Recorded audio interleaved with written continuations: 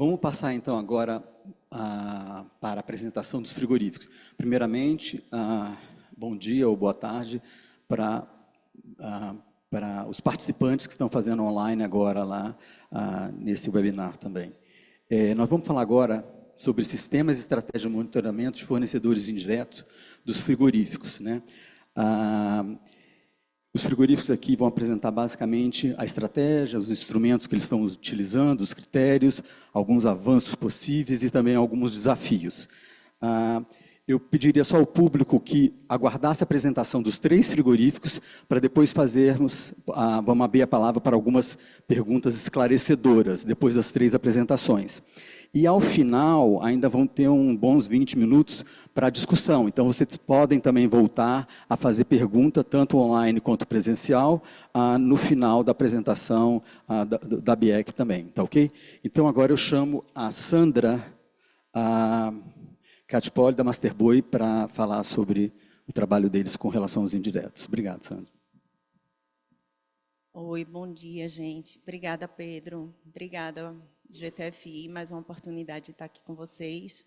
Muitas carinhas que eu já conheço, outras que eu não conheço ainda. Para quem eu não conheço, eu sou Sandra, da Masterboy.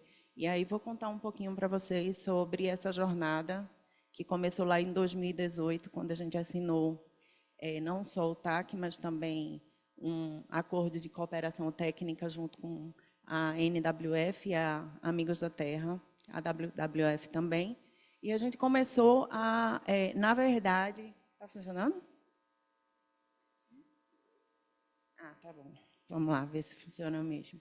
E aí a gente começou a fazer, na verdade, naquela época, um levantamento de toda a base. A gente tinha, de fato, a intenção de já iniciar o monitoramento dos indiretos, mas a gente precisava saber exatamente qual seria o impacto desse monitoramento na operação, óbvio. Então, a gente começou a fazer análise dessas informações, e aí a gente foi em campo em 2020, início de 2022, né, junto com o Rodrigo, a Larissa e a Cati, da NWF, e sempre agradecendo muito aí o apoio do pessoal, que ajudou muito tecnicamente a gente a entender qual seria o impacto disso na nossa operação.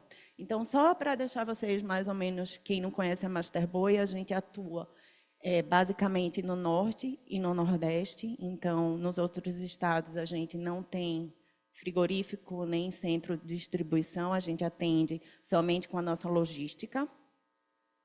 Hoje a gente tem mais ou menos 4.000 colaboradores e a empresa hoje está completando esse ano 25 anos. É uma empresa familiar, então é uma empresa razoavelmente nova. E aí eu vou começar, na verdade, ao invés de falar sobre o que a gente está fazendo, vou começar pelo fim, digamos assim. Vou começar pelos desafios que a gente encontrou.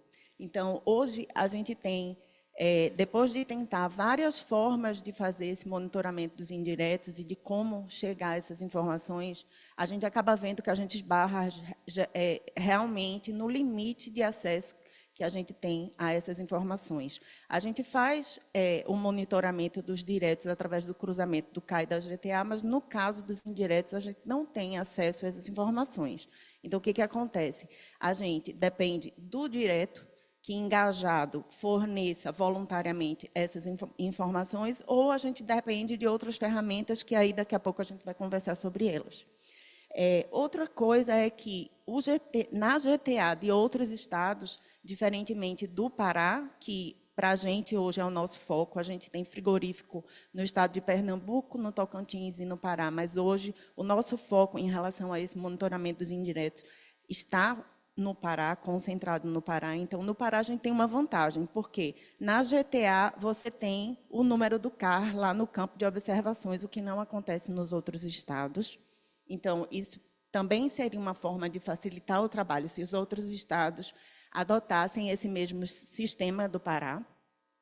E a gente tem uma questão aí que de fato, como os pecuaristas recebem, né, essa abordagem sobre esse monitoramento dos indiretos e a possibilidade de fornecer essas informações, de dividir e compartilhar com a gente as informações sobre os indiretos, que são os diretos deles. Então, eles ainda ficam bem receosos. E aí, o que a gente está fazendo?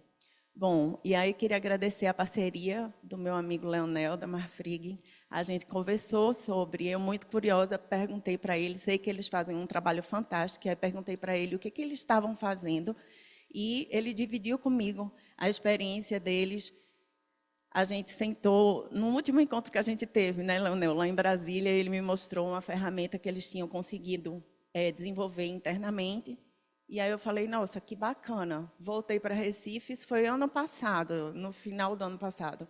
Voltei lá para Recife, onde fica nosso corporativo, e falei com aquele pessoal jovem, tecnológico. Olha, eu preciso de alguma coisa desse jeito. E aí a gente conseguiu desenvolver esse dashboard e hoje a cara dele está assim. A gente fez várias reuniões com a equipe do Leonel para ver se a gente realmente estava indo no caminho certo. E a gente consegue, através do cruzamento de informações do SICAR e do Visipec, que é a ferramenta que foi desenvolvida pela NWF, junto com o pessoal da Universidade de Wisconsin, a gente consegue, através do cruzamento dessas informações, trazer informações dos nossos indiretos. A gente pegou toda a base de 2024, né, acho que o encontro que a gente teve em Brasília foi em novembro, então, de novembro para cá, a gente pegou a base de 2024 para ficar uma coisa mais atual, e a gente conseguiu fazer esse desenho. E aí, só explicando para vocês, quando a plataforma ela traz o cruzamento e nenhuma informação é encontrada, ela traz esse círculo cinza para o indireto sem informações.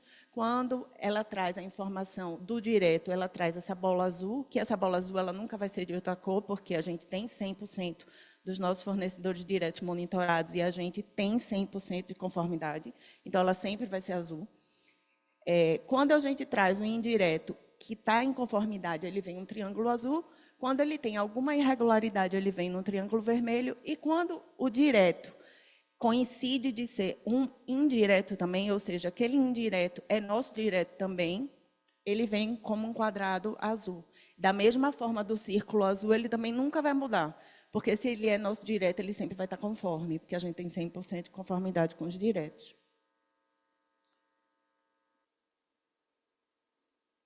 E aí, só demonstrando como é que acontece, a gente põe ali o número do CAR, escolhe a janela do tempo que a gente quer pesquisar, lembrando sempre que a gente tem aquela limitação em relação à base de dados do Visipec, ou seja, aquela janela de tempo que o Visipec tem atualizado, e aí ele busca aí a informação. Quando a gente clica ali, a gente consegue ver quantos fornecedores indiretos o pecuarista tem. Fala também a área em hectares da fazenda. E esse aí, por exemplo, é um exemplo de um direto que não tem indiretos, então ele é muito provavelmente um pecuarista que tem um ciclo completo. Aí um outro exemplo para a gente ver como funciona.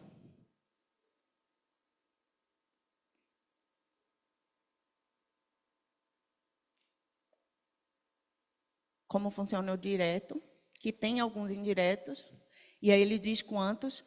Se vocês perceberem, a linha, ela às vezes é um pouco mais grossa, isso significa que o número de transações entre esses pecuaristas, o direto e aquele indireto com a linha mais grossa, ela foi mais frequente. Quando você clica na linha, ele te diz quantas transações aconteceram entre esse direto e aquele indireto. E, da mesma forma, ele traz informações sobre o tamanho da propriedade. A gente também se preocupou de colocar no mapa a localização do frigorífico, para que a gente possa também ter uma visão mais estratégica de como anda essa cadeia de fornecimento do ponto de vista de bem-estar animal, para saber quais os pecuaristas que são mais interessantes de manter na nossa base, por conta dessa distância. E aí, nesse caso, por exemplo, a gente tem uma observação ali de um pecuarista que estava com irregularidade, e ele já mostra também se é embargo, se é PRODES. Se for PRODES, ele diz o ano, se for lista, ele diz, se for sobreposição com TI também.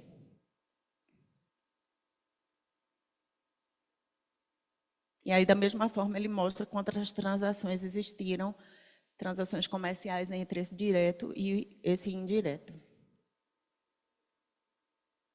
Então, assim, hoje, de resultado, a gente teve 565 propriedades diretas que tiveram 343 indiretos e 222, ok, 3, tá bom, diretos que não tinham indiretos, no total, totalizando quase 3.000 propriedades aí indiretas. Quando a gente aplica as boas práticas do GTFI, a gente teve 257 fornecedores com irregularidade, e isso tudo foi PRODES. A gente realmente não encontrou lista de trabalho escravo, nem nenhum outro problema mais sério, nem embargo, então foi PRODES.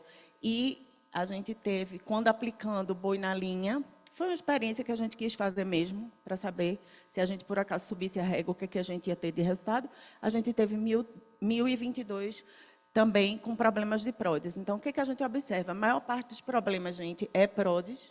Né? A gente entrou em contato, hoje o que a gente está fazendo é a gente está comunicando aos fornecedores diretos de que eles têm na cadeia deles os fornecedores indiretos que têm alguma irregularidade, a gente fala para eles quais são os anos do PRODES, a gente indica a eles, direciona eles para quais são as formas que eles têm de fazer a regularização. Hoje a gente já teve alguns que foram, através de alguns escritórios especializados, e regularizaram.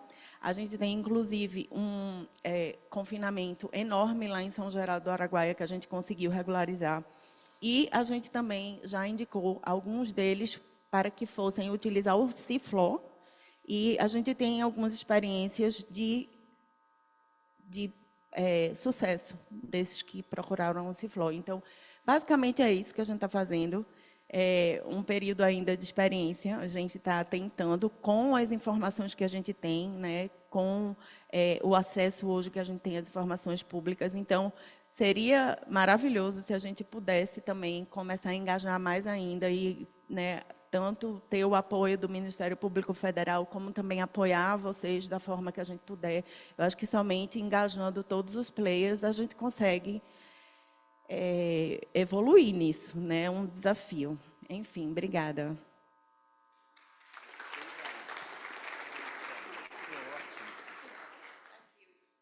Obrigado, Sandra. Bom, agora eu vou chamar o Leonel, né, para falar sobre o trabalho deles lá na Marfrig.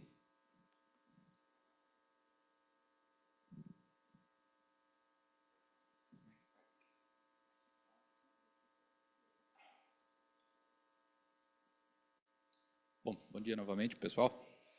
Vou tentar passar aqui no tempo previsto. Tá? Só de novo dando um cenário aqui dos desafios e vou juntar um pouco do que o Mauro já tinha comentado, né? E o Chico também. Se a gente olhar isso aqui 10 anos atrás, ou o tempo que a gente começou o trabalho lá em 2009, talvez esse tipo de apresentação, esse tipo de colocação aqui hoje, ia ser algo impensado, tá? Isso só para mostrar um pouco da evolução que a gente teve ao longo desse tempo.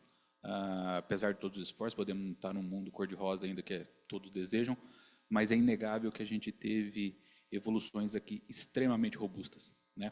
E o ponto é, como que a gente evolui agora com todos esses avanços de uma maneira mais robusta ainda, mas como a Sandra bem falou, a gente precisa se juntar, não dá para cada um tentar fazer o seu lado. Então, infelizmente, hoje a gente tem diversos atores, cada um olhando para o seu lado, né, pelo seu prisma, mas quanto mais a gente puder concatenar esses esforços, melhor fica.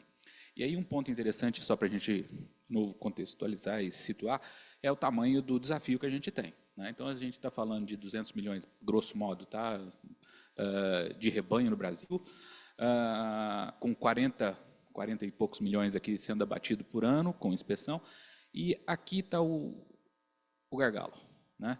Nós estamos falando de 2,5 milhões de propriedades que têm pecuária no Brasil. Isso é metade do número de propriedades que a gente tem. Então, 2,5 milhões não são 250, não são 2.500, são 2,5 milhões. E cada uma tem um dono. E cada dono tem uma cultura, cada dono tem uma formação, cada dono tem um jeito de lidar com o negócio. E a gente quer tentar convencer todos a fazerem a melhor maneira, o jeito mais sustentável. Então, isso não é fácil, Tá? Por que a gente está colocando isso aqui? Porque quando a gente escuta, às vezes, algumas receitas que são colocadas, basta fazer isso, né? Então, assim, mas ninguém senta aqui do nosso lado e chama o produtor, vem cá, mostra para mim como é que faz, que aí depois eu vou repetir. Então, dar ideia e dar proposta para o outro cumprir é fácil, mas sentar aqui e fazer, aí a história muda de figura. Então, é essa provocação que eu queria fazer com esse número todo. Tá? Então, nos dê ideias, mas nos ajude a executar, porque só dá ideia, né, de conselho, o inferno está cheio. Desculpa ser tão direto e transparente, gente. Vamos lá, então. Agora um pouquinho do que a gente está. E aí, juntando aquele número que a gente tem tudo, a gente ainda tem um universo que é Brasil, né? Esse universo nós temos propriedade que faz ciclo completo, propriedade que só faz um ciclo, propriedade que só faz 2, e assim, e o gado anda, e aí a gente está com o tempo correndo, tá? Num ambiente que nós só temos praticamente mercado spot. Mas os Estados Unidos têm muito gado? Tem, mas tem contrato de longo prazo. E a Austrália, mesma coisa. Aqui a gente dorme, tentando preparar a escala do abate do outro dia, acorda pensando na escala do abate do dia seguinte. Você não faz estoque de escala de abate. Todo dia você está comprando. Hoje eu compro do Chico, amanhã tem uma outra negociação, eu tenho que falar com o Chico tudo de novo. Chico, o preço está bom, você tem boi, nesse dia te serve. Começa do zero, minha gente. Então a gente tem esse ambiente com tudo, né, pulverizado. E aí volta de novo, como que a gente conecta tudo isso daqui para criar um sistema minimamente aceito de rastreabilidade, que a gente tenha confiabilidade nos dados e que a gente possa mostrar o percurso desse gado. Tá? E aí como é que a gente começou a trabalhar com isso? Bom, se a gente tem muita gente e precisa trabalhar com todo mundo ao mesmo tempo, não dá para fazer tudo num dia só. A gente precisava segmentar isso. Para isso, a gente trabalhou com a Agroícone. Eles montaram uma ferramenta que a gente chama de mapa de mitigação de risco, que é uma matriz de risco. Tá? E essa matriz de risco foi elaborada de acordo com cada município.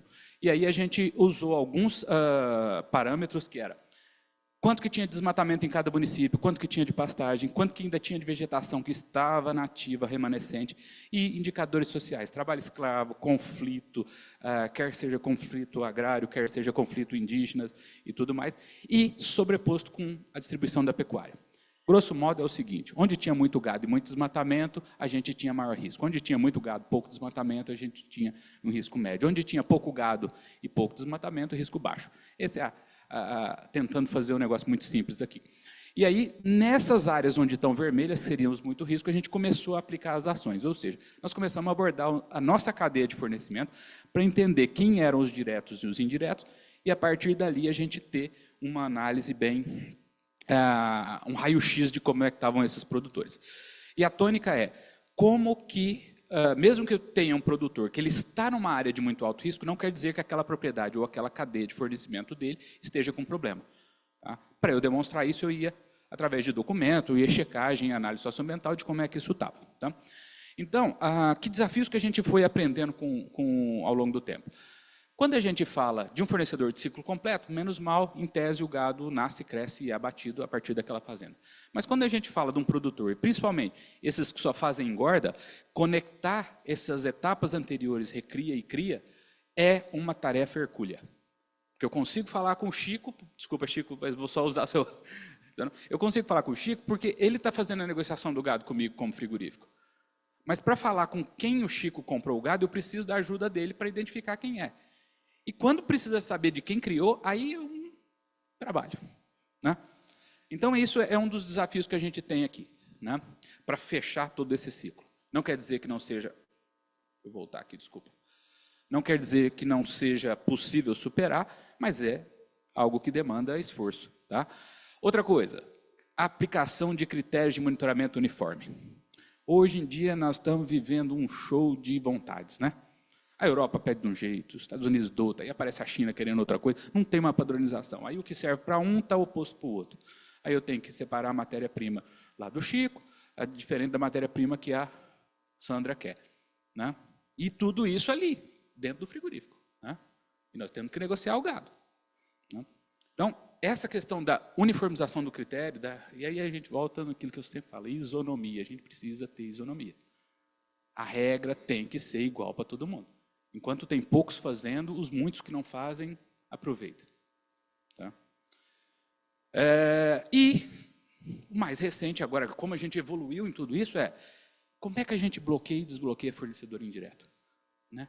Qual que é a regra que usa para esse indireto? Eu estou falando com o Chico hoje, vai de um gado que ele comprou 2 anos atrás. Então, vamos bloquear hoje? Vamos checar lá o que aconteceu? Aí entra, nós não temos base. A base do CAR nós não temos hoje, do ano passado. Né? A gente tem uma base atual. Se precisar voltar 2 anos atrás, não tem uma referência para isso. E aí? Então, essas situações que na prática a gente vai vendo aqui, e é isso que a gente quer dividir um pouco, fazer as provocações. Como é que a gente supera isso? Mas juntos. Tá? Bom, como resolver? Como é que a gente achou um caminho que para nós foi factível, foi possível de resolver?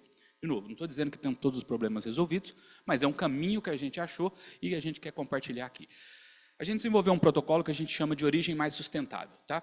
Então, em poucas palavras, é uma plataforma e ela junta essas informações da cadeia toda, diretos e indiretos. E através dessas informações a gente consegue fazer um monitoramento socioambiental e ter uma foto, um raio-x de como que essa cadeia está e como que a gente consegue ou não falar se esse produtor está ok. Como que é a entrada dos dados? Aí a gente vem em outra coisa que, de novo, só a prática nos traz. Qual é a melhor ferramenta? Qual é a melhor tecnologia para isso? É aquela que se usa. Essa é a melhor. Para alguns é um computador extremamente sofisticado, para outros é um papel de pão. Desde que se use, essa é a melhor. Então o que a gente faz aqui é um funil de entrada. A gente tem informações tanto vindo de versões digitais, plataforma, link, website, parará, parará, quanto de uma informação física.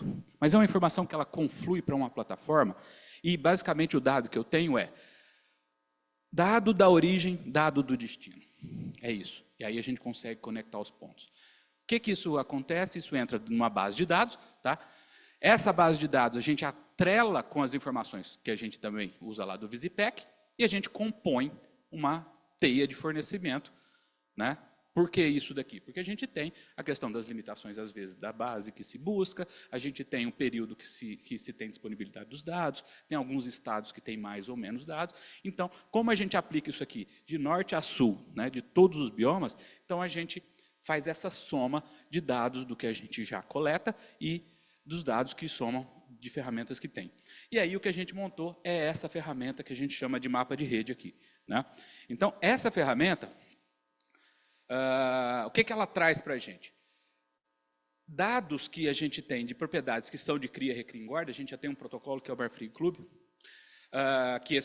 por esse protocolo todos os nossos fornecedores precisam preencher uma ficha de como é a produção deles, se é ciclo completo, se não é, tipo de alimentação e assim por diante. Isso é mandatório hoje para a gente. E aí a gente tem um raio-x de como são os ciclos de produção dessas propriedades. Aquelas propriedades que não são ciclo completo são as propriedades que a gente precisa preencher esse mapa de rede aqui. Tá? Esse mapa de rede, o que ele traz? É bem o modelinho que a Sandra mostrou aqui, que é, cada fornecedor central é o fornecedor direto. Esse daqui, cada compra, análise socioambiental, só os que tiver ok passa. Cada bolinha periférica é um fornecedor indireto. Então, eu tenho fornecedores aqui que tem vários. Tem fornecedores que têm menos, tem fornecedores que têm um indireto que ele é comum. Então, essa é a teia de fornecimento que a gente tem aqui. Isso nós estamos falando Brasil todo. Tá? E aí, todos esses dados desse fornecedor indireto, eu tenho aqueles que eu tenho informações que me permitem chegar a uma análise socioambiental e documental 100%, e outros que ainda me falta algum tipo de informação para eu chegar num procedimento de bloqueio ou não desse fornecedor. Na prática, é isso daqui que funciona. Tá? É essa ferramenta. Essa ferramenta, o que ela mostra aqui para a gente? Cada fornecedor desse, cada bolinha tem um nome, um endereço, um mapa, um CAR, um CCIR, e tudo isso aqui está conectado com a ferramenta de análise geoespacial. Então, aqui em cima a gente tem os números, fornecedores diretos, quantos que tem. Por exemplo, esse fornecedor aqui ele tem 7 indiretos, 7 eu já tenho a informação toda. Esse fornecedor, se eu quiser olhar o status dele, ele já está conectado lá, eu já sei o status do direto. Tá? Então, é um fornecedor que está aprovado, que está tudo ok. E se for o indireto, eu faço a mesma coisa. Eu olho, consigo chegar na análise individual de cada propriedade desse indireto para saber se ele está ok ou não. Tá? E aí, fazendo um pouquinho o inverso que a Sandra fez. A gente falou do que a gente faz e depois dos desafios. Aqui eu vou falar agora dos desafios. Tá? Primeira coisa, GTA. GTA sozinha, ter acesso ao banco de dados da GTA é bom? É. Facilita? Sim. Resolve? Não. GTA, infelizmente, do jeito que ela é, exceto casos onde já tem o CAR atrelado, não nos permite espacializar a propriedade, não nos permite saber onde ela está, não nos permite fazer uma análise socioambiental do território. Esse é um desafio. Por isso a gente vem trabalhando junto com a BIEC, né, junto com outras instituições aqui, para que seja possível colocar o CAR atrelado à GTA. Isso nos dá informações mais precisas. Tá? Inexistência de registro público oficiais, tá? Desculpa o erro aqui, de fornecedores indiretos. Então, não tem uma base de dados pública para procurar. Eu estou procurando o fornecedor Francisco. Se outra empresa for procurar daquele fornecedor, quem são os indiretos dele, não tem, cada um tem que desenvolver o seu. Então, como é que a gente pode tentar ter uma base, pelo menos unificada, porque a gente evita retrabalho, evita essa difusão de possibilidades, às vezes de erro de interpretação. Regramentos e critérios diferentes entre clientes e países, aquilo que eu falei. O que é certo para um pode não ser para o outro, e a gente tem uma diferença enorme de padrões, de protocolos, de critérios, cada um quer o seu. Né? E isso daí, infelizmente, nem sempre é fácil de você falar isso, principalmente para aqueles produtores que a gente precisa engajar. Né? Porque o que ele fala é, eu não estou vendendo para a Europa, eu estou vendendo para você. Né? Eu não estou vendendo para cliente X, Y, Z, eu estou vendendo para você. Você que resolve o problema lá com ele.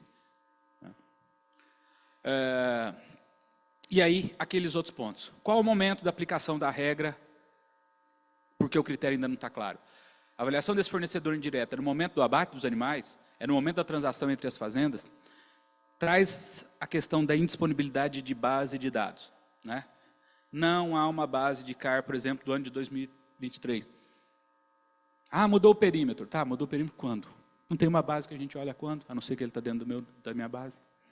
Então, isso daqui, gente, é um impeditivo prático. Não é chorar pitanga. O negócio é que, quando vocês cobram, vocês, maneira de dizer, tá? Quando se cobra da gente, como frigoríficos, regra tal, protocolo tal, tá? Temos que levar em conta o que aplica, o que não aplica. Porque, senão, a chance de ficar aparecendo num relatório lá, não conformidade, é alta. E aí, de novo, eu vou puxar a brasa para minha sardinha. Na hora que aparece o relatório lá, frigorífico 1, 2, 3, 4, X% de aproveitamento, Y% de aproveitamento, todos esses estão pior do que aqueles que não fazem nada. Porque aqueles que não fazem não aparecem no relatório. E quem compara, compara o número que está publicado. Então, o frigoríficozinho lá do qualquer lugar, que não faz nada disso daqui, ele está melhor que a gente quando comparado num relatório. Então, eu só estou, de novo, desabafando aqui, mais uma vez, para falar, é importante que a gente faça junto, mas que a gente perceba que subir régua não é igual aplicar regra. A gente precisa aplicar regra para todos. As iniciativas são bem-vindas, sugestões são muito positivas. Mas é importante a gente ter essa colocação de que tem certas sugestões que não são práticas. Né? Então, não é colocar regra, não é falar assim, o resultado, a solução é acabar com a fome no mundo. Mas ninguém explica como, ninguém explica onde, ninguém explica onde vai produzir, como é que vai distribuir, para quem que vai distribuir. A mesma coisa nós estamos aqui. Tá? Então, nós precisamos ter alguma coisa que seja prática. Estamos abertos para falar, estamos abertos para discutir, estamos abertos para implementar situações novas. Mas nos ajudem a entender como que dá para aplicar. Vou usar uma coisa que e termino aqui, Pedro. Só um ponto que o Mauro sempre fala de mim. O Leonel fica sempre em cima de como é que é o funcionograma. Então é isso mesmo. Tá? Eu quero saber como é que é o funcionograma. Porque até alguém me explicar como que faz, como que funciona, ainda não me convenceu. Tá? E um pelo outro a gente tem a experiência prática do que acontece, do que não acontece. Tá? Bom, pessoal, era isso que eu queria dividir. Desculpa o desabafo. Obrigado. Obrigado, Leonel. Vou chamar agora a Liege Correia, ela, que é diretora de sustentabilidade da JBS, para falar um pouco sobre o trabalho deles. Obrigada. Bom dia, eu sou a Liege, sou responsável pela área de sustentabilidade da JBS. Fiquei curiosa para ver como é que o tradutor fez para resolver chorar as pitangas e puxar a brasa para a minha sardinha. Mas eu não trouxe apresentação, é mais uma conversa, a gente veio para ouvir. Na verdade, tanto a Sandra quanto o Leonel já representam muito bem aqui a indústria da carne bovina, falam dos desafios, e os desafios são os mesmos para todos. A gente tem uma particularidade da operação, está espalhada por todo o Brasil. Isso traz um grau de dificuldade maior em relação aos indiretos, então ferramentas como o Visipec, para a gente poder utilizar, a gente utiliza, consulta, mas, na verdade, você ter disponibilidade da informação online, que é o grande desafio, ainda é um complicador. E acho que mais do que a gente entender quem são os indiretos, é como o Leonel colocou, o que a gente faz com essa informação? Né? A gente bloqueia todo mundo que tem desmatamento, e aí a gente tem que falar também de uma camada, que a gente está muito focado aqui em rastreabilidade, mas o que é esse desmatamento? Ele é um desmatamento irregular ou ele é um desmatamento ilegal? Porque a gente sabe no Brasil uma quantidade enorme de desmatamento que é colocado como ilegal, mas que, na verdade, se tivesse conseguido a licença para desmatar em tempo hábil, que não demorasse 10 anos para conseguir uma licença, dependendo do estado, esse produtor estaria regularizado, né? Ele não seria um produtor ilegal. Então, basicamente, para contar da experiência da JBS, a gente tem uma plataforma também, acho que todo mundo aqui está nas plataformas. O nosso desejo é que a gente tenha uma plataforma nacional. O Ministério da Agricultura lançou, ano passado, a Agro Mais Sustentável. A gente sabe que tem uma jornada até lá. Agora, em maio, eles devem lançar uma versão atualizada da plataforma, na qual a gente vai poder consultar a informação em lote, porque ela funciona hoje, na verdade, baseada no sistema .gov. Então, o CPF tem que autorizar essa consulta, e essa consulta vai ser autorizada para o CPF de um terceiro. Então, no caso da JBS, ela provavelmente vai para o CPF do controlador da empresa, para ele olhar fazenda por fazenda. Então, você tem uma dificuldade aí técnica. No entanto, a gente sabe que dentro dessa plataforma, que é a Agro Mais Sustentável, e que seria a plataforma nacional, seria a plataforma federal para todos nós utilizarmos, ali dentro você já consegue, você já tem a informação de CAR e de GTA no mesmo lugar. Então, cada produtor vai ter a opção de autorizar ou não essa consulta de acordo com o fornecimento dele. O que a gente tem tentado fazer na JBS é para que a gente olhe essa informação para cada lote, até respondendo um pouco aí o que o Leonel traz de dificuldade. Então, a cada lote de animais que aquele produtor vende para a JBS, a gente tem a possibilidade de consultar a informação sobre o fornecimento daquele lote. E, para olhar o lote, o produtor vai trazer a informação de quem ele comprou aquele lote. Isso num primeiro nível. Se ele comprou aquele lote e era um lote de bezerros, a gente tem informação desde o nascimento. Se ele comprou aquele lote de animais de 12, 24 meses, a gente vai ter uma informação intermediária e, por aí, a gente vai caminhando. A gente tem exemplos já de metodologias a serem seguidas, como foi o selo verde no estado do Pará. Hoje, eu sei que tem o selo verde no estado de Minas Gerais também, ambos aí sob a liderança do professor Raoni Rajão, e ali a gente tem uma porcentagem de contaminação aceita. Tem uma metodologia no Pará para 20% de contaminação. Então, eu estou aqui trazendo mais do que... Acho que a JBS faz algo muito similar ao que a Marfrig e a Masterbuoy já fazem. A gente tem a plataforma, traz a informação do fornecedor direto, a informação do fornecedor direto ele vai trazer pelo menos o seu primeiro elo, e a partir de janeiro de 2026, a gente vai passar a bloquear os fornecedores que tenham no seu primeiro elo um fornecedor diferente daquilo que é a nossa política de compra. A grande discussão aqui para o GTFI é a gente estabelecer qual vai ser o protocolo do GTFI, e aí a gente poder aplicar não só o protocolo da JBS, da Marfrig, da Masterbuoy, mas poder aplicar o protocolo do GTFI, que vai determinar essas regras, com clareza, com transparência, qual a porcentagem, quantos fornecedores, com que idade de abate a gente vai utilizar, com que idade de transação esse gado a gente vai utilizar. Então, a gente está na expectativa de ter uma definição do GTFI, não só a gente como JBS, a gente como ABIEC, mas eu sei que a FEBRABAN também espera o resultado aqui desse grupo para poder determinar qual vai ser a regra que a FEBRABAN vai aplicar para as empresas que ela faz, que ela tem ali debaixo do guarda-chuva, né, para os bancos. Então, é muito importante a definição desse grupo, porque a partir dele a gente vai ter pelo menos uma regra. E aí, quando a gente tem a regra, vide o que aconteceu em 2009 com os termos de ajustamento de conduta, a gente precisa ter a informação do como operar essa regra, vide boi na linha.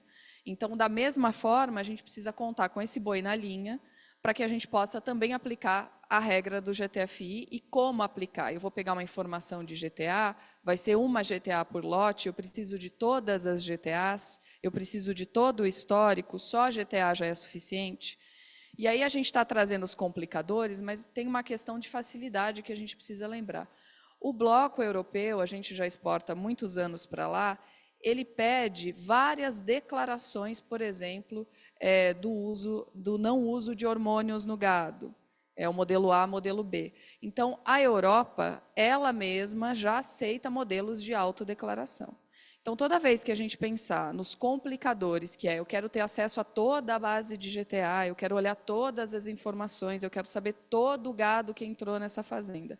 Aí eu estou fazendo mais uma provocação até do que uma afirmação. Será que a gente precisa olhar tudo isso? Será que a gente não está querendo, assim, o ótimo é inimigo do bom, né? Será que a gente não está querendo olhar o detalhe do detalhe do detalhe do detalhe para depois chegar à conclusão que eu tinha uma contaminação de 5%? E aí tem esses números, né? Quando a gente olha o desmatamento ilegal, o próprio dado do MAP Biomas, a gente vê que tem um grande desmatamento em áreas privadas, mas que é uma minoria do CAR. Então, a gente está operando a regra pela minoria. A gente está fazendo da exceção a regra, quando a gente devia estar olhando para a regra. A gente devia estar olhando para os 70%, números do Ministério do Meio Ambiente ditos pela ministra Marina Silva. 70% dos CARs estão aptos a serem validados automaticamente no Brasil. E a gente ainda está aqui discutindo 5%, 30%. O problema não é discutir. O problema é a gente querer chegar num estado da arte para fazer a nossa regra aqui. Então, acho que focado na reunião aqui do GTFI, como empresa, como JBS, a gente acredita e espera que a gente tenha uma regra razoável para que seja factível que todos possam cumprir. E aí fique fácil dizer e identificar que aqueles que não conseguem cumprir, eles têm que ser, de alguma forma, excluídos desses mercados que hoje os demais e todos participam. Então, como é que a gente vai regulamentar isso daqui para frente? Então, nesse sentido, acho que para também não tomar muito tempo, que eu estou mais interessada na discussão do que ficar aqui contando o que a gente já faz, que acho que a gente já falou bastante, está público no nosso site, quem quiser acessar as plataformas todas da JBS ali. O nosso foco agora é em garantir a mesma régua e a mesma regra para todos e a gente saber como a gente vai implementar essa regra. Então, a gente já tem dentro de casa a informação, pelo menos do primeiro nível, de fornecedores indiretos, e a expectativa é que, a partir de janeiro do ano que vem, a gente consiga aplicar a mesma regra que a gente aplica para o direto. Se a regra para o indireto, por alguma razão, for um pouco diferente da regra do direto, a gente vai avaliar internamente e a gente está aguardando a decisão e a publicação da informação desse grupo. Então, eu fico à disposição de vocês, a gente tem informação no site e toda a transparência possível para quem tiver dúvidas. Eu sei que tem um pessoal online também, a gente fica à disposição aqui. Obrigada. Obrigado, Liege. Espero que hoje à tarde a gente praticamente termine esse documento, né, e possa publicar rapidamente. Bom, nós estamos um pouco atrasados, mas eu vou fazer duas perguntas que vêm do pessoal online e depois a gente, né, deixa as demais para o final do coisa. Sandra, a pergunta veio para você. Quais são as medidas de conformidade da Masterboy? Quando eles mencionaram fornecedores e fora de conformidade, quais são as características desse fora de conformidade, né? Então, a gente aplicou, sim, a gente aplicou, na hora que a gente fez lá a análise da base de 2024, a gente aplicou a base que o Visipec fornece, atualizada, que é parar é até 2023.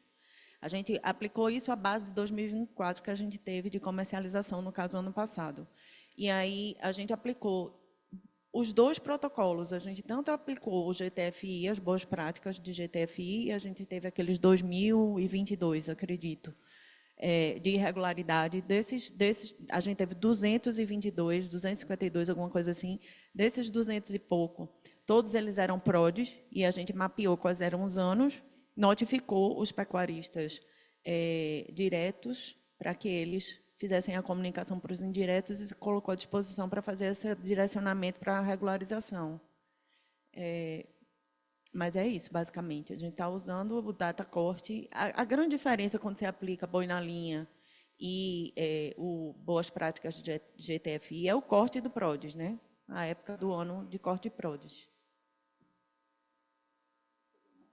Acho que não. Vou fazer uma para talvez o Leonel possa responder. Eventualmente, fornecedor indireto de um pode ser fornecedor direto da empresa. Vocês têm alguma estatística de quantos fornecedores diretos estão como indiretos de outros fornecedores? É só um... Não, a estatística a gente tem 5%. Tá? 5% acontece dele, às vezes, ser um fornecedor indireto e também ser fornecedor direto nosso. Tá? E aí, no caso... complementando o que a Sandra comentou, a regra é a regra do local onde ele estiver. Então, se ele é fornecedor direto, aplica a regra do direto. Se é para Pantanal, se é para Amazônia, se é para Cerrado, ou qualquer bioma que ele tiver. Se for indireto, aplica a regra para fornecedor indireto. Tá? E uma última aqui, para a JBS. O que vocês estão fazendo para apoiar a conformidade dos pecuaristas? Obrigada pela pergunta. Hoje a gente tem 20 escritórios verdes. O escritório verde ele funciona como auxílio na regularização ambiental, num primeiro momento. A gente, além dos 20 escritórios verdes, a gente criou uma plataforma digital, que é o Escritório Verde Virtual. Nessa plataforma, ela funciona das 7 da manhã às 7 da noite, e todo produtor do Brasil... a gente tem focado muito em pecuária, mas também estamos fazendo atendimento para grãos. Então, todo produtor rural do Brasil, seja fornecedor da JBS ou não, ele pode entrar em contato com um dos nossos escritórios. Esse escritório vai fazer uma triagem da demanda dele. A primeira demanda vai ser se regularizar, caso ele não seja, e depois, além da regularização ambiental, a gente auxilia esse produtor também com assistência técnica e assistência de gestão. Então, a TER e a TEG. Tudo isso é gratuito, é um trabalho que a JBS tem feito. Desde 2021, a gente tem esse trabalho, a gente já regularizou mais de 16 mil propriedades rurais, e essas 16 mil propriedades rurais podem voltar para o mercado formal. A gente tem aí iniciativas, tanto Mato Grosso quanto Pará, de reinserção comercial também. Os escritórios verdes auxiliam com o PREM e com o CIRFLOR. E nós temos, então, feito esse trabalho. É um trabalho não só da JBS, é um trabalho do setor, é um trabalho para o Brasil, porque a gente entendeu que ficar nessa roda viva de só bloquear fornecedor e excluir fornecedor da cadeia formal, a gente fortalecia um mercado B e não privilegiava o mercado para que todos tenham acesso. Então, trabalhar com o fornecedor, principalmente pequenos produtores, que é o foco do trabalho dos escritórios verdes da JBS, na verdade, você ter um acesso democrático para que o produtor possa escolher com quem ele deseja trabalhar. Porque quando ele tem um bloqueio, ele fica marginalizado e fica...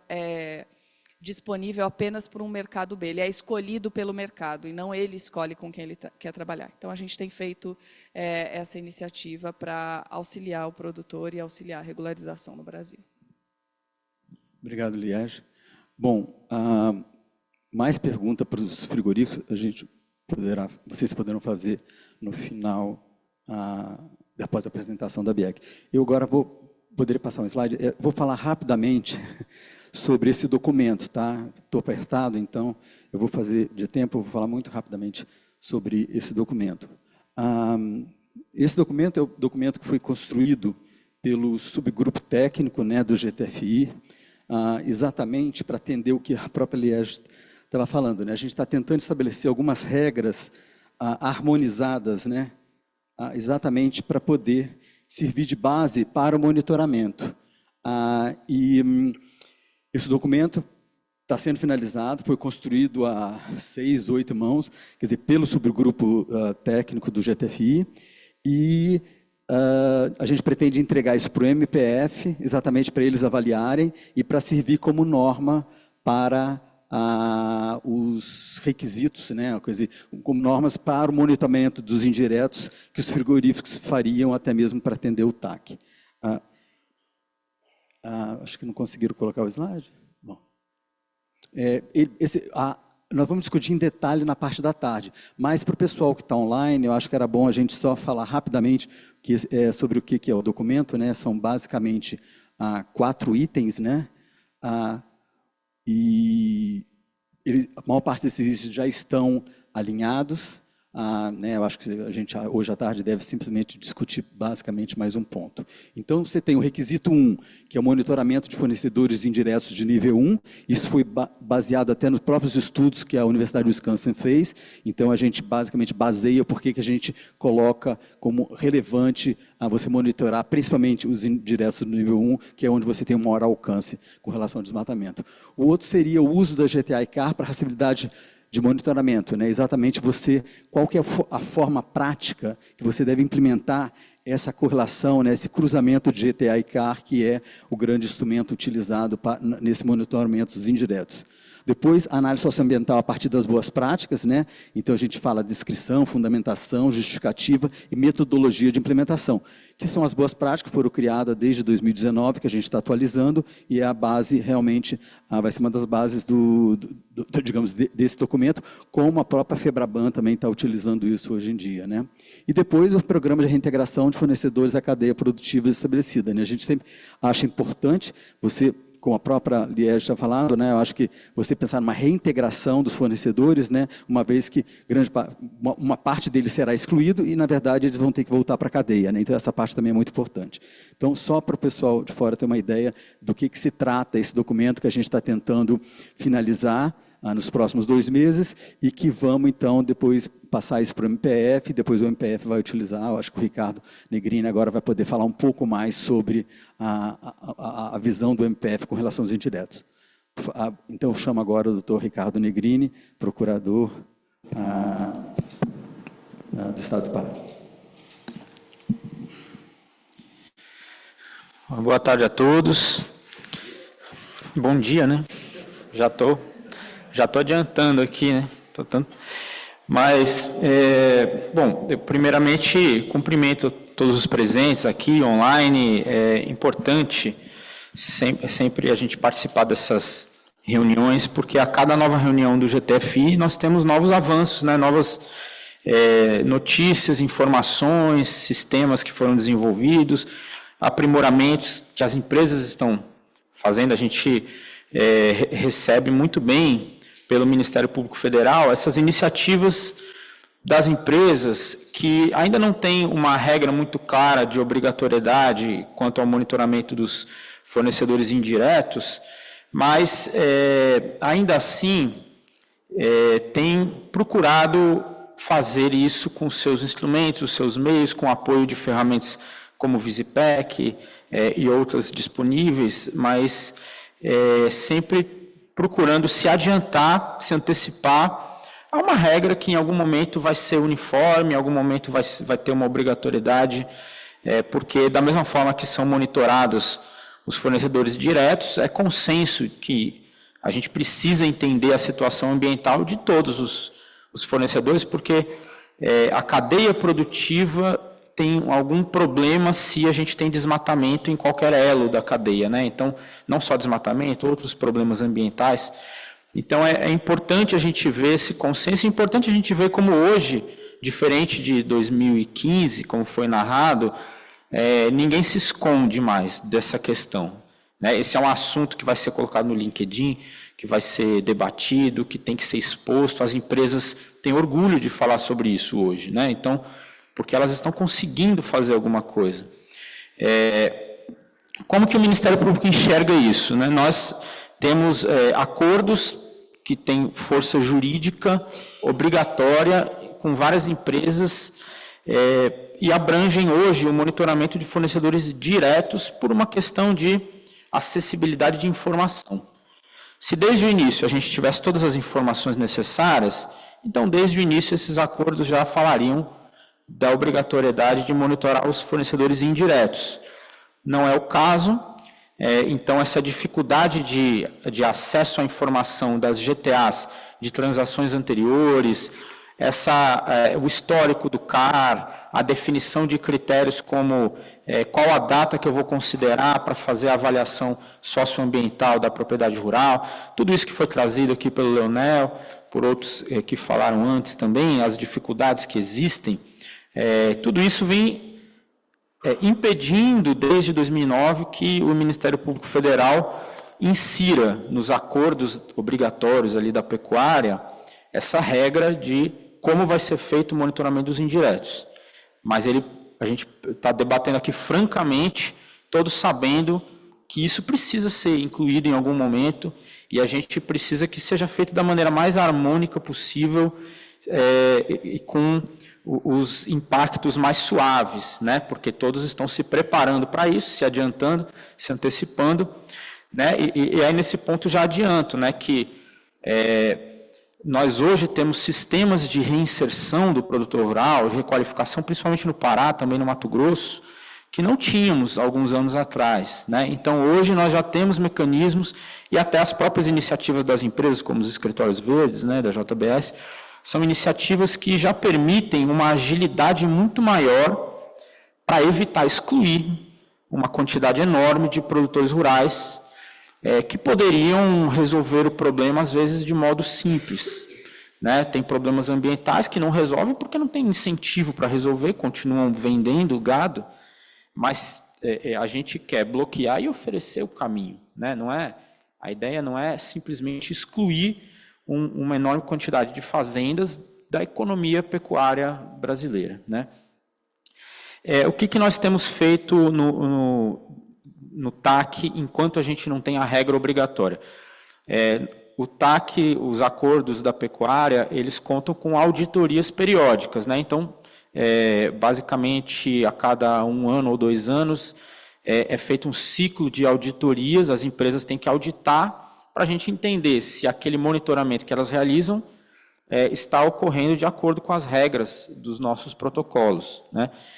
E essas auditorias, elas são feitas sobre os fornecedores diretos. Paralelamente às auditorias, nós estamos fazendo, com apoio da Câmara Técnica, a Câmara Técnica que produziu aqui esses slides e tem feito esse trabalho, que é um órgão de apoio ao TAC no estado do Pará.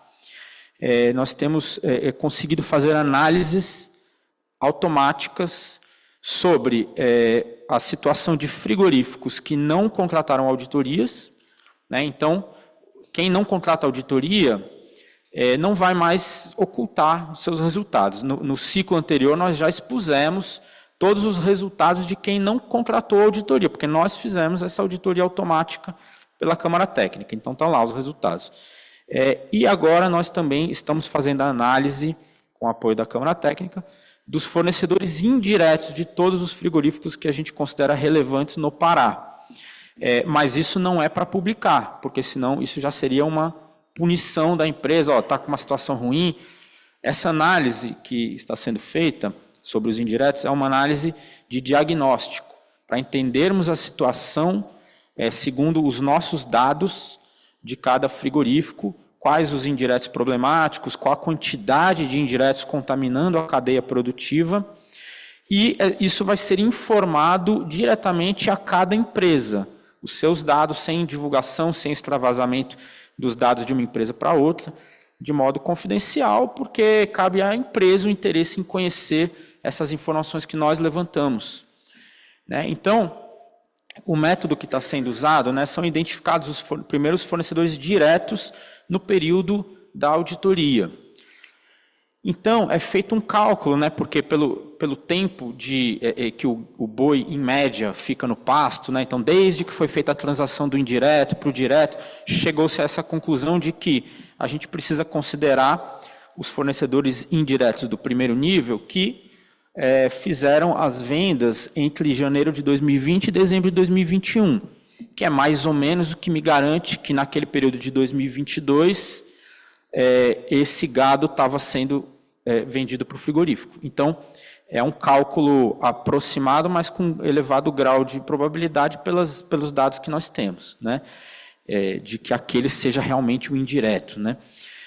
As análises que são feitas são basicamente as mesmas do TAC, né? Dos diretos. Então, a gente verifica o desmatamento pelo PRODES, áreas superiores a 6,25 hectares, a mesma questão do boi na linha, do protocolo de monitoramento. O período de referência é posterior ao Código Florestal, a data estabelecida no Código Florestal, né? E até 1 ano antes da transação. Verifica-se a sobreposição com áreas protegidas, embargos, trabalho escravo. Bom, o que tem sido verificado? Então, esse trabalho foi conduzido já no ciclo, foi o segundo ciclo unificado de auditoria, que é o sexto ciclo do Pará, né?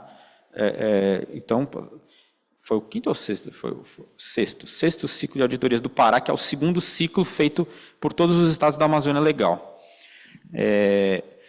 Então, paralelamente, enquanto as empresas faziam suas auditorias, nós fizemos esse levantamento, e aí uma das conclusões é essa. Nós temos aí 1/3, a gente vê uma divisão proporcional, né? Situações de conformidade, 38%, potencial não conformidade, provável não conformidade, 27%, e nós temos aí pouco mais de 1/3 de situações em que a gente não consegue identificar o CAR, né? Então tem toda aquela dificuldade de, pelas GTAs, sabemos qual é o CAR. Pode ter fazenda que não tem CAR, isso ainda acontece, né?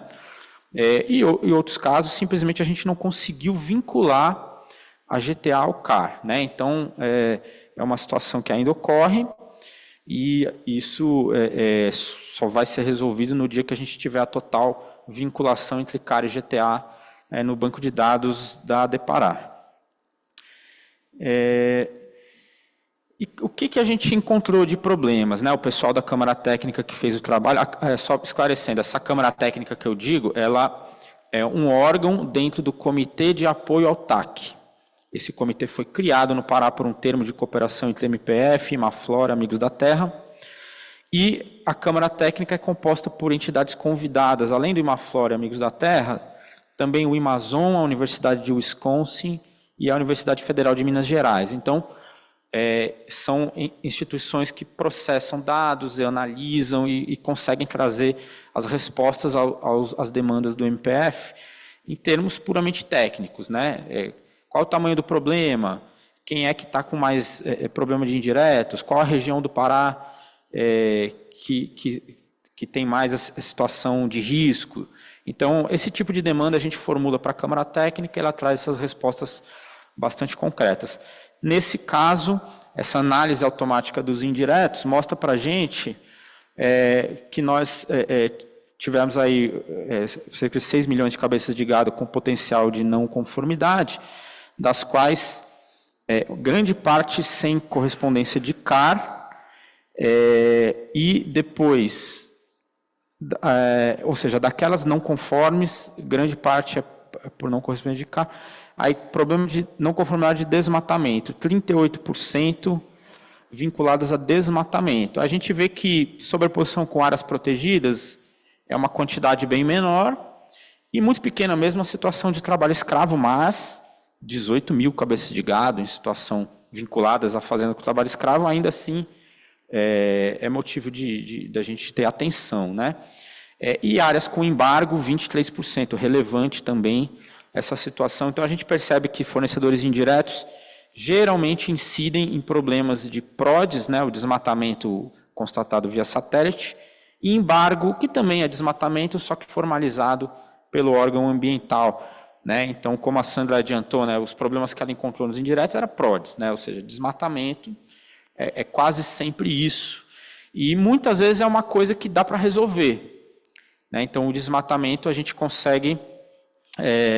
muitas vezes que o produtor rural entre num programa de requalificação, de reinserção, resolve ali, cerca a área, paga uma indenização, permite a regeneração e acompanha a situação dele junto à Secretaria de Meio Ambiente para o PRA, né? Então, não é difícil, Claro, se a situação não for muito drástica, né, na fazenda, mas em regra é possível fazer essa requalificação para esses fornecedores indiretos. Tá? Então era basicamente isso que eu tinha a apresentar, acho que acabou, né? E agradeço a todos pela atenção, fico à disposição para dúvidas e sugestões. Obrigado. Bom, vamos agora passar para a última apresentação dessa parte da manhã e depois a gente abre para perguntas, tá? Então, eu vou chamar aqui o Fernando Sampaio, diretor da Associação Brasileira de Indústria Exportadora de Carne, a BIEC, né, para falar um pouco sobre iniciativas de rastreabilidade e protocolos socioambiental no Brasil. Depois da fala dele, a gente ainda deve ter alguns minutos para pergunta.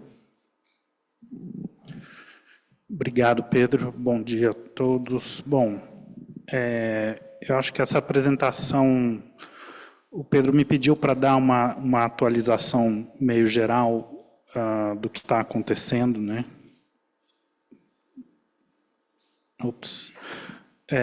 Tanto no nível federal como nos estados, e acho que principalmente para quem está online assistindo, é importante acompanhar um pouco essas iniciativas que têm a ver com rastreabilidade e, assim, como é que a gente chega na informação necessária para fazer esse monitoramento de indiretos.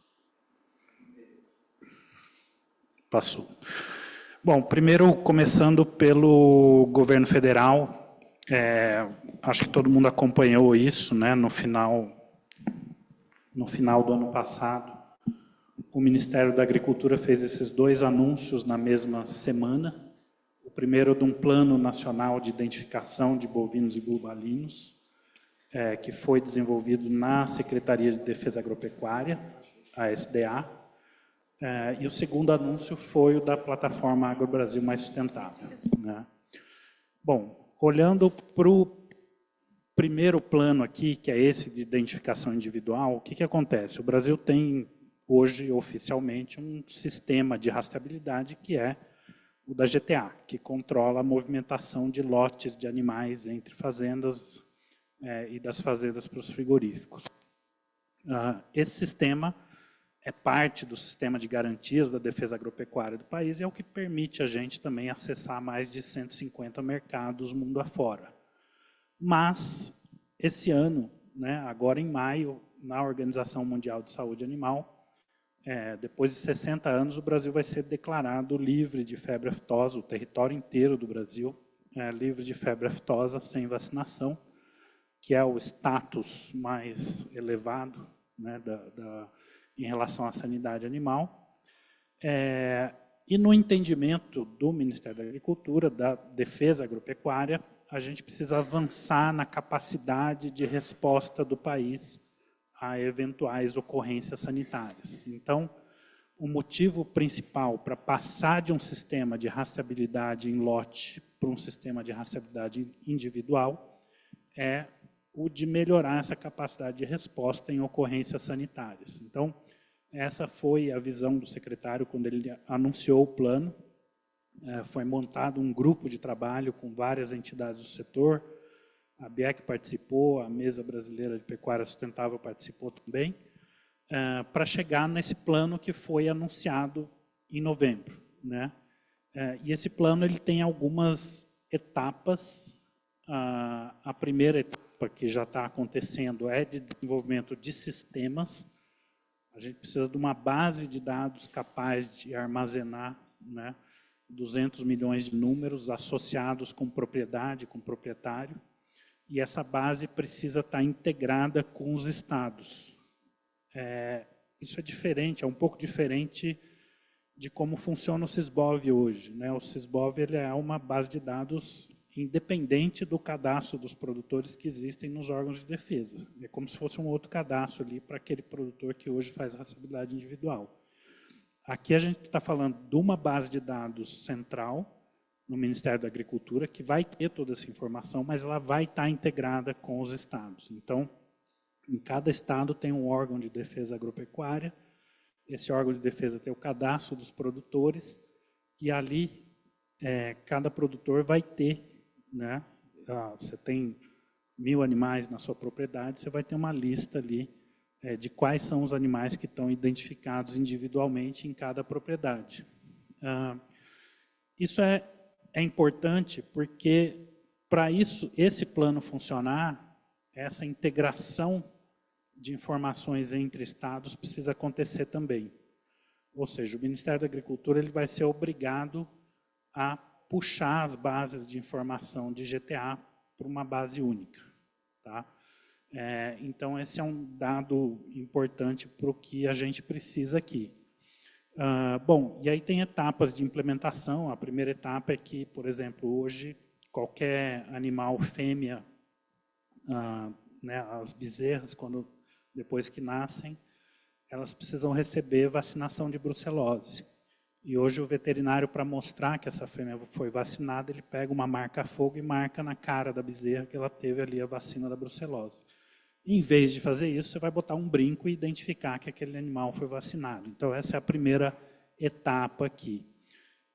E, junto com isso, qualquer protocolo privado de rastreabilidade, então, hoje você tem protocolos, o da Europa já exige, né, a rastreabilidade individual, mas protocolos privados são aqueles que são regras feitas, né, por frigoríficos, por associações de raça, por outras associações de produtores, e qualquer protocolo desses que tiver homologado do Ministério da Agricultura, ele vai ter também que fazer a identificação obrigatória desses animais. E aí, no final de um outro período aqui de 3 anos, qualquer animal que transitar de uma fazenda para outra, para o frigorífico, vai ter que estar identificado. Tá? Então, esse período aqui de 8 anos, na verdade, nesse final aqui, não é que 100% do rebanho vai estar identificado, mas qualquer animal que se movimentar, ele vai ter que ter identificação. Né? Isso é importante porque facilita para o produtor, quer dizer, se o cara tem uma fazenda com 10 mil vacas, ele não precisa identificar aquilo tudo, ele vai identificar o lote de bezerro que ele vai vender e passar para outra propriedade, né, que é o que é importante controlar é o trânsito, e é uma maneira natural de você escalonar o processo para chegar nos 200 milhões de animais do rebanho brasileiro, mas você também diminui a necessidade da quantidade de identificadores no sistema, quer dizer, você não precisa de 200 milhões de brincos, você precisa dos brincos desses animais que vão se movimentar. Então, isso é uma maneira também de reduzir custo.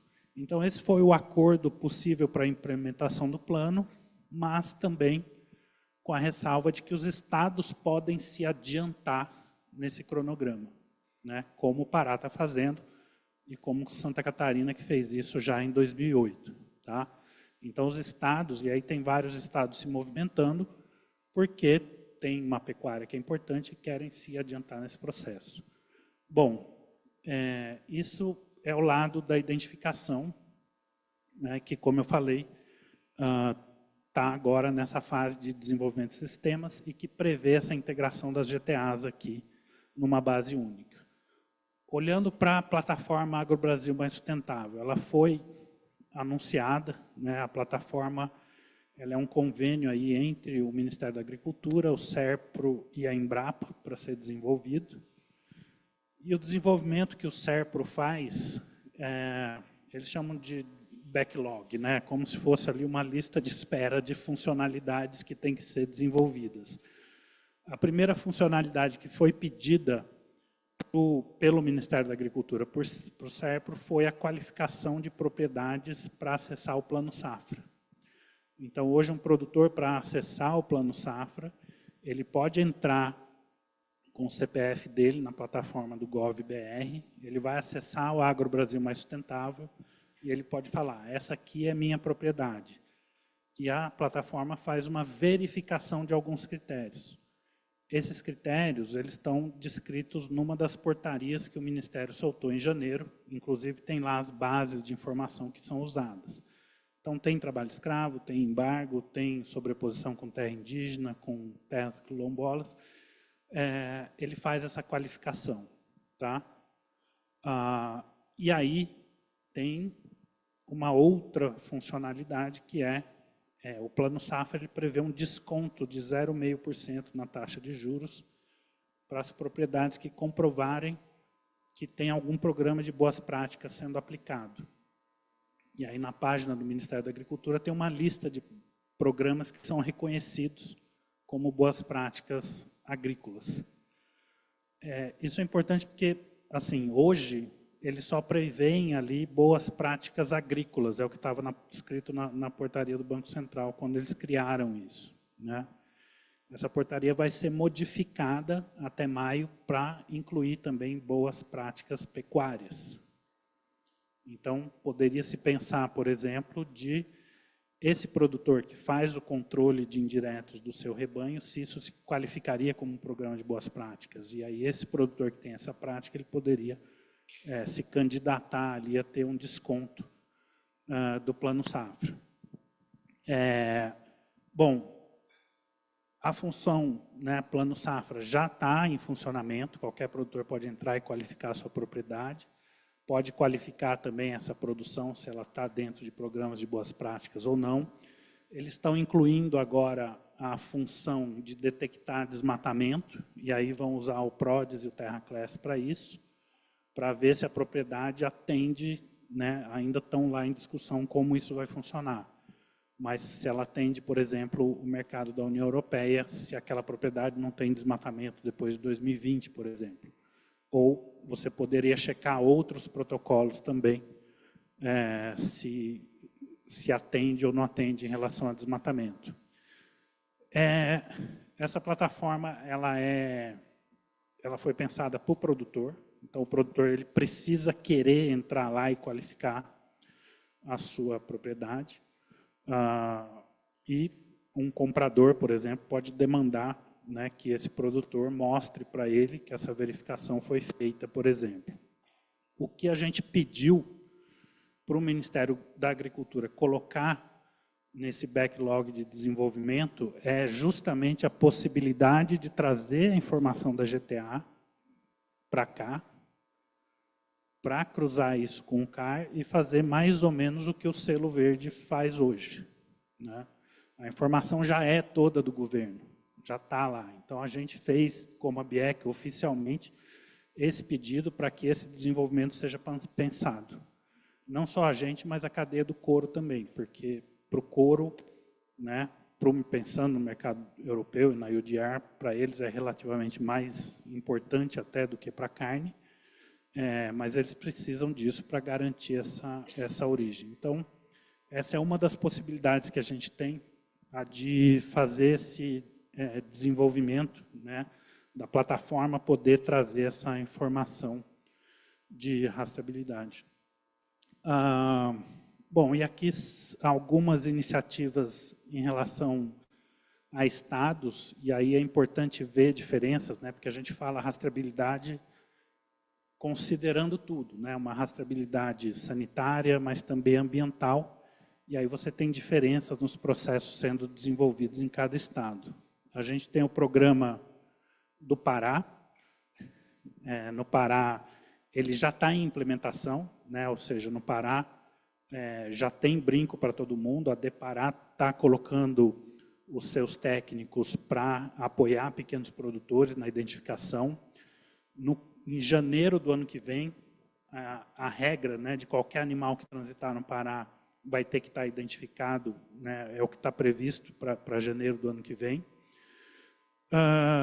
E o programa do Pará também prevê, né, que além dessa rastreabilidade individual dos animais, também vai ter essa verificação ali da propriedade, se ela atende esses critérios socioambientais que hoje a gente monitora no TAC. Eu botei o passaporte verde aqui, mas eu acho que eu vou deixar a Paula e o Bruno falarem, explicarem que pé que está, que eles sabem melhor do que eu. No estado de São Paulo, no final do ano passado, foi feita uma normativa, que é uma normativa de rastreabilidade também puramente sanitária, ela começa voluntária, com o objetivo de virar obrigatória. E o selo verde, que já foi falado, que funciona lá no Pará, está funcionando em Minas Gerais também. E assim, a gente participou de reuniões sobre rastreabilidade com o Rio Grande do Sul, com Goiás, tem outros estados querendo avançar nesse processo. Bruno, quer falar do passaporte? Faltam só... Obrigado, Fernando. Você terminou? Calma. Está acabando, está acabando. Não, é o seguinte, é porque vai terminar o webinar em 5 minutos, então eu queria só fazer mais 2 perguntas, e depois a gente continua aqui, e a gente continua a discussão em mais uns 15 minutos com as perguntas do pessoal presencial, entendeu? Bom, só para terminar aqui, a gente já falou dos protocolos todos, né? A atualização do Boi na Linha, o protocolo do Cerrado, que foi no ano passado, a gente está nessa discussão aqui, que acho que tem 2 encaminhamentos importantes, um é em relação ao TAC, né, que o Dr. Negrini falou, outro é em relação ao setor financeiro, por causa da normativa da FEBRABAN, então acho que estão, né, esses 2 lados estão esperando que a gente for resolver daqui. Mas, assim, o que a gente tem trabalhado é, na BIEC, né, a gente está discutindo com o Imaflora a possibilidade de ter uma regra também para outros biomas além da Amazônia e do Cerrado, e de criar dentro da BIEC um programa onde os frigoríficos possam aderir e ir evoluindo nesses controles. E também, né, a importância de a gente começar a harmonizar as regras que estão sendo aplicadas, os critérios que estão sendo aplicados, a forma de implementação. Mas era isso. Obrigado. Obrigado, Fernando. Bom, então, uma outra pergunta que veio lá seria lá do pessoal que está assistindo, que já são 41 pessoas que estão participando online. Seria o seguinte: você poderia explicar o propósito do documento que está no GTFI, está produzindo? Ele estará disponível online e como ele é com relação às boas práticas? A Cíntia pode responder, já que ela está coordenando esse nosso trabalho. Bom, a diferença dos 2 documentos, 2 materiais, né, que quando a gente pensa no monitoramento dos indiretos, nós temos que pensar todo o procedimento de rastreabilidade para localizar esse indireto. Então, esse documento ele detalha como se faz para encontrar esse indireto a partir do cruzamento do CAR e da GTA, de uma janela de transação, que é o período de análise que vai fazer com que esse indireto seja localizado, né? Que é colocado como entre 1 e 2 anos. E as boas práticas, elas seriam os critérios, né? Então, elas compõem um dos requisitos. Então, a gente tem 4 requisitos, que inclui a reintegração, né, que é uma diretriz importante para o setor, como vários já colocaram aqui hoje, mas, basicamente, é isso. As boas práticas seriam os critérios em si, né? E os demais, a gente tem os procedimentos de cruzamento de GTA e CAR e a justificativa, o estudo que respalda o porquê de chegar só até o nível 1, né? E não avançar nos níveis mais profundos da cadeia, porque se perde um pouco de precisão e também acaba-se que com o nível 1 a gente já endereça grande parte do desmatamento e das florestas remanescentes nas propriedades rurais de pecuária, né, na Amazônia. Outra pergunta que veio lá de fora, Fernando, é o seguinte: como o AgroBrasil Mais Sustentável será integrado ao sistema de rastreabilidade e oferecerá a resposta prática que a Marfrig disse que precisava, né? Bom, a plataforma ela foi pensada em 3 módulos, né? O primeiro é esse que qualifica propriedade, tá? Que é o que já está funcionando. O segundo é o que qualifica produção, em relação a protocolos de boas práticas, mas também em relação a desmatamento, ou seja, aquele lote que saiu daquela propriedade naquela data, ele atende determinados critérios. E o terceiro prevê justamente a integração com os sistemas de rastreabilidade, né? Então, a ideia é que, né, aí depende de cada cadeia agropecuária como a rastreabilidade é feita, mas, por exemplo, pode ser numa nota fiscal ou numa GTA ou até associada ao brinco do boi, que ele carregue a informação de que ele saiu de uma propriedade que atendia esses critérios de verificação. E essa informação não vai vir num relatório, né? Ela é anonimizada por questões de proteção de dados, mas é como se fosse um QR Code que acompanhasse aquele produto no sistema de rastreabilidade que confirma que a origem estava ok, né? Eu acho que tanto Marfrig, Masterboi, né, a própria JBS, assim, a informação que eles conseguem hoje do indireto é pedindo que o indireto diga de quem eles estão comprando, né? Então, é quase que voluntário ali, né? Se a gente tivesse isso funcionando, enfim, essa informação já viria com os instrumentos de rastreabilidade. Obrigado. Tem uma outra pergunta aqui que eu achei interessante, acho que eu vou perguntar para o Leonel o seguinte. Parece que alguns fornecedores indiretos podem fornecer mais de um frigorífico em uma região. Então, se um frigorífico ajuda a regularizar uma fazenda, isso ajuda a região. Os frigoríficos podem cooperar para maximizar o número de fornecedores indiretos que cumprem com as regulamentações socioambientais? Acho que poder cooperar, pode cooperar. A questão é que a gente precisa realmente dessa base uniformizada, né? Ainda mais com questão de LGPD, não dá simplesmente junta, reúne, compila todas as bases. A gente precisa estar embasado, inclusive juridicamente, para que a gente não fira nenhum desses quesitos, porque nós estamos lidando, ao final do dia, com dados que são particulares, de produtores, dados de propriedades. Então, utilizar de informações comuns, isso é positivo, mas essa questão dos frigoríficos juntarem e fazer simplesmente uma base, acho que precisa de ter um passo a mais. Que instituição que pode gerir uma plataforma dessa, comum, quais os critérios que vão ser aplicados e como esses dados vão ser imputados. Tá? E aí, de qualquer forma, através desse racional, a plataforma agro mais sustentável, em boa parte, ela supriria esse tipo de situação. Mas, de novo, precisa estar implementada. Tá certo. Tem uma última pergunta aqui também para o frigorífico, né, como você que está representando, acho que a JTBS não está mais aqui. Há uma grande proporção de propriedades que estão fora de conformidade. O que os frigoríficos podem fazer para conseguir comprar de fornecedores indiretos em conformidade? Acho que isso faz... Enfim, acho que você deve ter abordado isso, mas...